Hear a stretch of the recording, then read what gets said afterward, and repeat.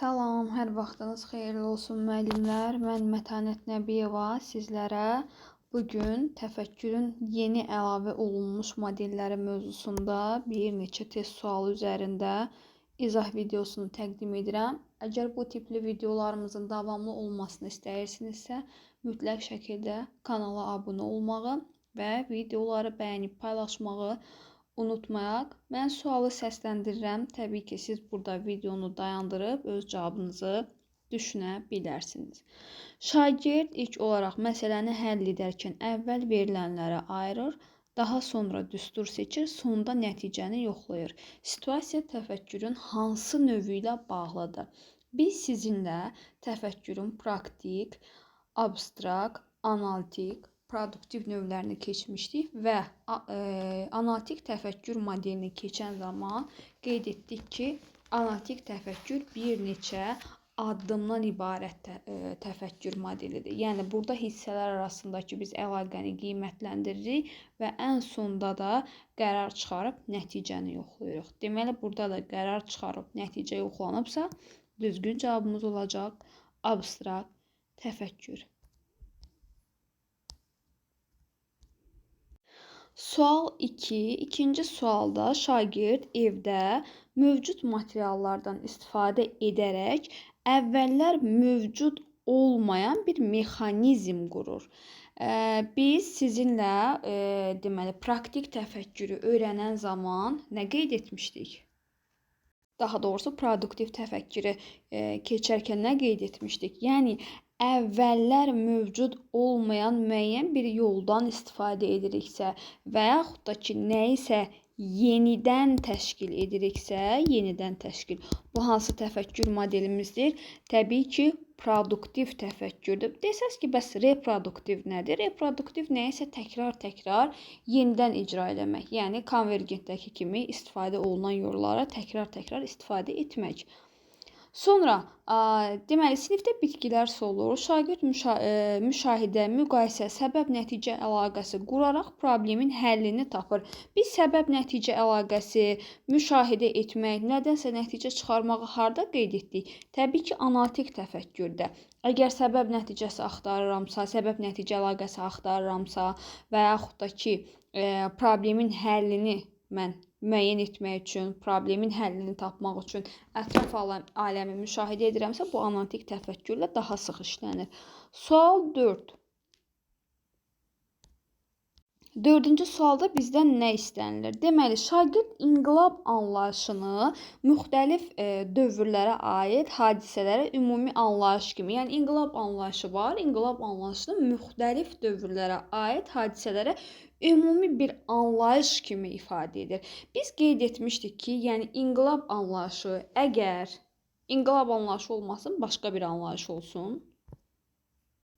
Ümumiləşdirilirsə, ümumiləşdirmə bacarıqlarından söhbət gedirsə, bizim bu təfəkkür modelimiz abstrakt təfəkkür modelidir. Biz abstrakt təfəkkürün inkişafına dəstək göstərə biləcək strategiyalar arasında konseptuallaşdırma bacarıqları və yaxud da tapşırıqları, simvolizm, metafora və ümumiləşdirmə. Burada da gördüyümüz kimi artıq inqilab anlayışını və yaxud da ki, üsyan anlayışını ümumiləşdirirəmsə, müəyyən əsərlər arasında ümumiləşdirmə aparıramsa, bu abstrakt təfəkkür olacaq. Sual 5. Şagird dərsdə öyrəndiyi bilikdən istifadə edərək enerji sərfiyyatını azaltmaq üçün tədbir görür.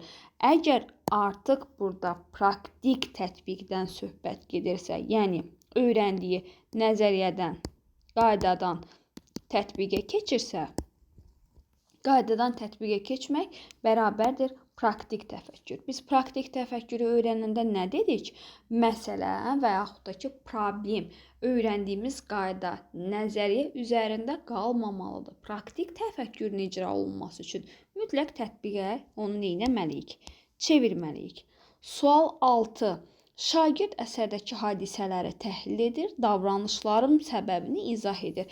Biz qeyd etdik, əgər hissələrə parçalama və yaxud da ki, təhlildən söhbət gedirsə, nəyisə təhlil etmək, hissələrə ayırmaq, analiz etmək, bu analitik təfəkkürün xüsusiyyətidir. Yeddinci sual. Yeddinci sualda şagird xəritəyə baxır, müxtəlif iqlim tiplərini ümumiləşdirilmiş bir anlayış kimi qeyd etdik ki, ümumiləşdirmə, konseptuallaşdırma və yaxud da ki, simvolizm, metafora hansı təfəkkürün anlayışlarıdır? Təbii ki, abstrakt təfəkkürü. Nəyəsə baxıram, ümumiləşdirirəmsə, bərabərdir abstrakt təfəkkür. Xəritəyə baxıram, iqlim tipini ümumiləşdirirəm. Və yaxud da ki, kitaba baxıram, üsyanın xüsusiyyətlərini ümumiləşdirirəm. Slayda baxıram, döyüşlərin xüsusiyyətlərini ümumiləşdirirəm. Sual 8. 8-ci sualda şagird məsələni fərqli üsulla, dərsdə öyrədilməyən yeni yanaşma ilə tətbiq edirsə, əvvəllər istifadə olunmayan yollardan istifadə etmək, öz metodumu, öz yolumu yaradıramsa, yeni yanaşma varsa, yenilik bərabərdir produktiv yanaşma. Sanki elə bir yaratmaq mərhələsi, yaradıcı təfəkkürə biraz bənzəyir, xüsusiyyətli görürük. Yəni, hər hansı bir istifadə olunmuş məsələyə, problemə yeni can gətirmək, yenidən baxmaq, yeni bir yanaşma gətirmək. Sual 9. Şagird təhlükəsizlik qaydalarına əməl edərək təcrübəni düzgün icra edir. Qayda varsa, qaydaya əməl etmək bərabərdir təcrübəni deməli düzgün icra etmək, qaydaya əməl etmək bərabərdir praktik təfəkkür. Bu təbii ki, ilkin mərhələdə olan testlərdir.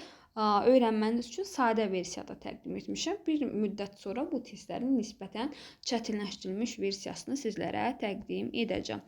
Sual 10. Sual 10-da bizdən nə soruşulur? Şagird hadisələri səbəb, gediş nəticələrə ayıraraq onları izah edir. Biz qeyd etmişdik ki, hissələrə parçalamaq, təhlil eləmək hansı təfəkkürdədir? Təbii ki, analitik təfəkkürün xüsusiyyətləri olacaq. Sual 11. Deməli, 11-ci sualda şagird isim anlayışlarını bütün varlıqların adı kimi ümumiləşdirir. Ümumiləşdirməni harda qeyd etdik? Bir varlığın adını digər varlıqlara aid etmək, onlara ortaqlaşdırmaq, ümumiləşdirmək. Harda qeyd etdik? Təbii ki, abstrakt təfəkkürdə. Abstrakt təfəkkür necə təfəkkür modeli idi? Abstrakt təfəkkür gözünlə görmədiyin anlayışları bir canlandırmaq, onların mahiyyətini başa düşmək kimi qeyd edə bilər. Yəni, onlar haqqında düşünmə qabiliyyəti. Sual 12. Şagird orqanizmin uyğunlaşma mexanizmlərinə əsaslanaraq yeni fərziyyə irəli sürür. Yəni, yeni bir hal, yeni bir fərziyyə irəli sürmək, köhnədən istifadə edib yenini yaratmaq. Təbii ki, hansı olacaq? Produktiv təfəkkür. Bəs reproduktiv nə idi? Nəysə təkrar istifadə etmək. Sual 13. 13-də bizdən nə istənilir?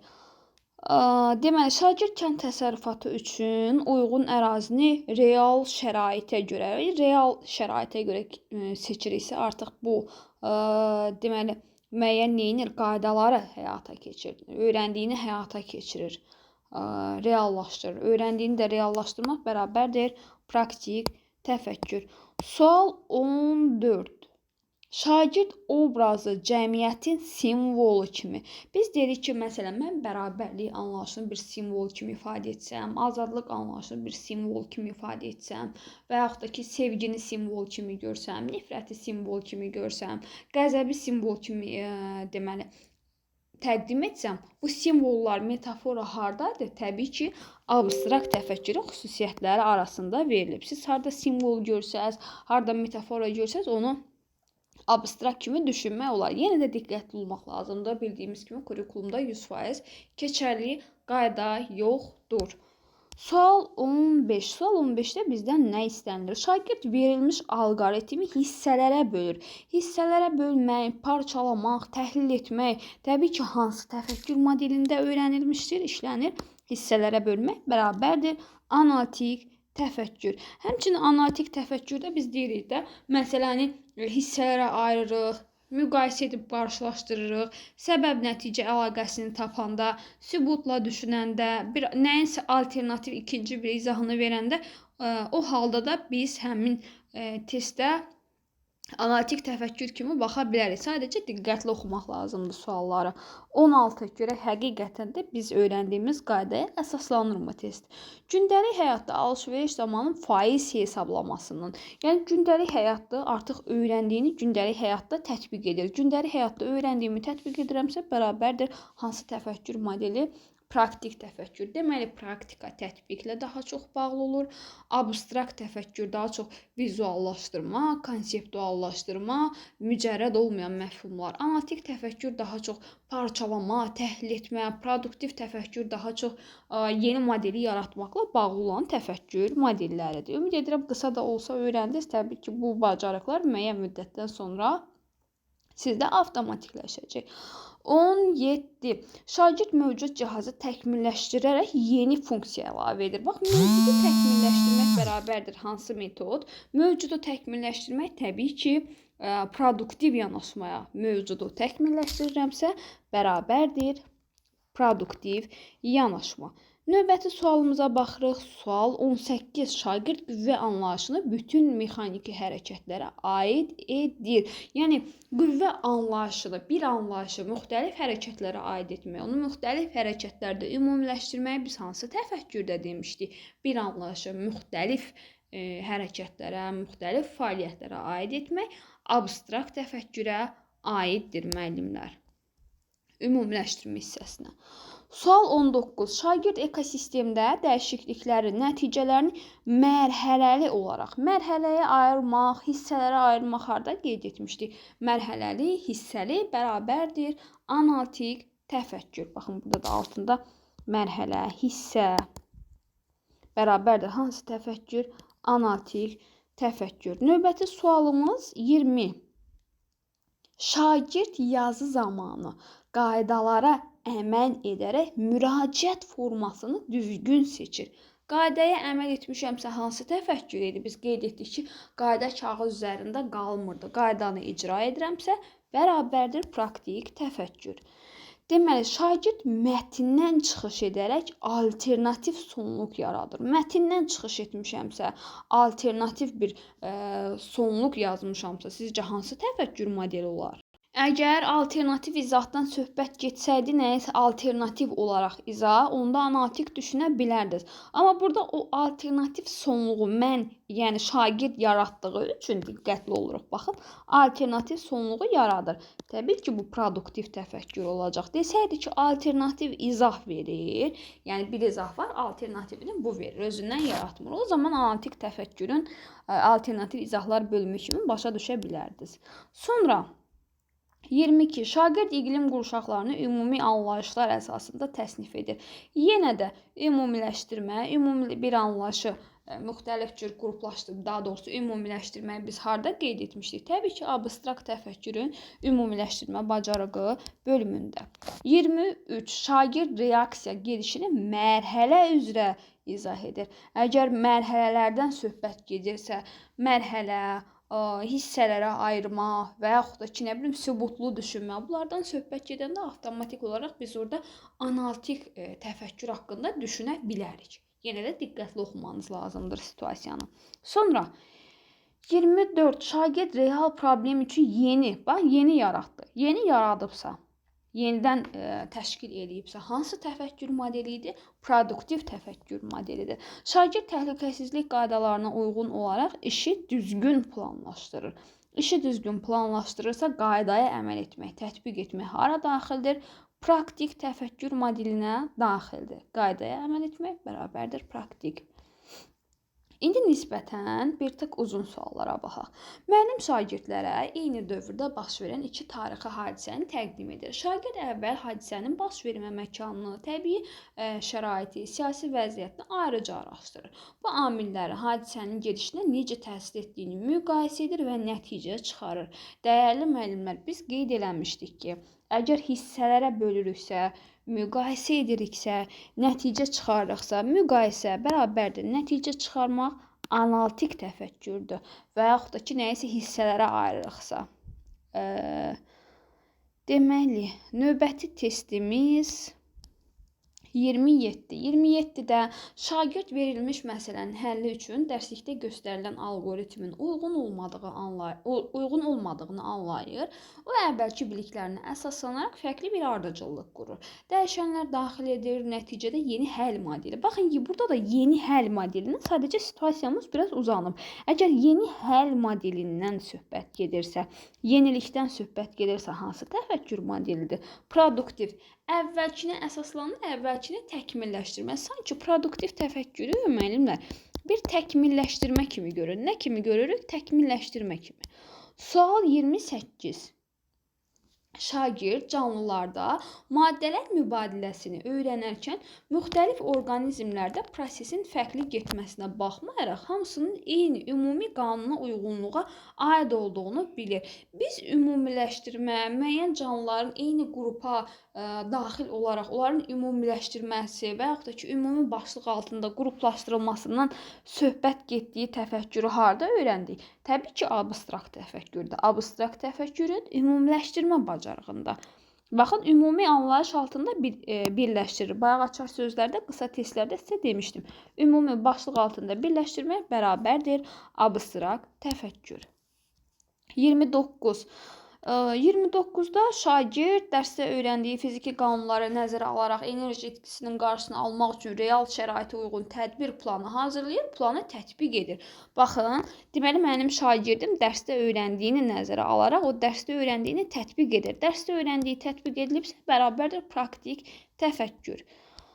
Sual 30. Şagird miqrasiya proseslərini öyrənərkən müxtəlif ölkələrdə baş verən hadisələri iqtisadi səbəblər, siyasi səbəblər kimi kateqoriyaya ayrılır və bunları konkret nümunələrdən asılı olmayaraq da izah edir. Yəni, müxtəlif başlıqlar varsa, o başlıqları izah edirəmsə, bu konseptuallaşdırma tapşırıqlarına aiddir. Konseptuallaşdırma tapşırıqları da hardadır? Abstrakt təfəkkür, məsələn, enerji anlayışını izah et, iqtisadi səbəblər anlayışını izah et, siyasi səbəblər anlayışını izah et və kateqoriyalar varsa, kateqoriyalar da hara daxildir? Konseptuallaşdırma bacarıqlarına. Sual 31. 31-ci sualda şagird məsələni həll edərkən əvvəl verilənləri seçir, əlaqəsiz məlumatları kənarlaşdırır, sonra mərhələli şəkildə hesablamalar aparır. Nəticənin məntiqə uyğun olub olmadığını da yoxlayır. Görür, burada etap-etap iş getdi. Hesablama, deməli, birinci verilənləri seçdi, əlaqəsiz məlumatları kənarlaşdırdı, sonra mərhələli şəkildə hesab, yəni hissələrə bölüb, hissələrə ayırıb hesablamadan, işi görməkdən söhbət gedirsə, bu analitik təfəkkür olacaq. Sual 32. Şagird əsərdəki əsas ideyanı saxlayaraq hadisələri başqa zaman və məkanda cəryan edilmiş kimi yenidən qurur. Yeni obraz. Bax, burada da artıq özü yeniliyi əlavə edirsə, təbii ki, produktiv təfəkkür olacaq. Şagird real həyat problemini həll etmək üçün əvvəl mövcud olmayan bir alqoritm qurur. Fərqli sahələrdən bildiklərini birləşdirərək yeni proqram. Bax, burada da artıq yeni bir nəyisə təkmilləşdirir, nəyisə təkmilləşdirmək, özündən bir yenilik irəli sürməyi biz harada qeyd etmişdik? Produktiv təfəkkürdə qeyd etmişdik. Suallarımızın hələki izahı bu qədər. Əgər təbii ki, kanalımıza dəstək olsanız, bu izahların ardı gələcək.